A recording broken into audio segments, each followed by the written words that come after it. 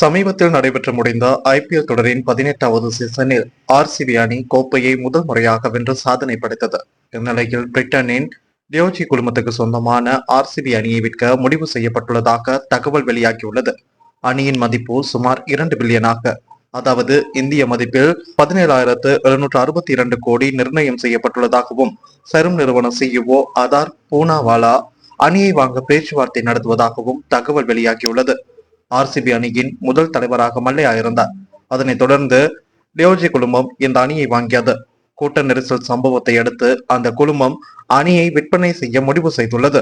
சமூக வலைதளங்களில் பிரபலமான அணியாக திகழும் ஆர்சிபி அணியை வாங்க இந்தியா மட்டுமல்லாமல் மற்ற நாடுகளும் போட்டி போடுவதாக தகவல் வெளியாகியுள்ளது.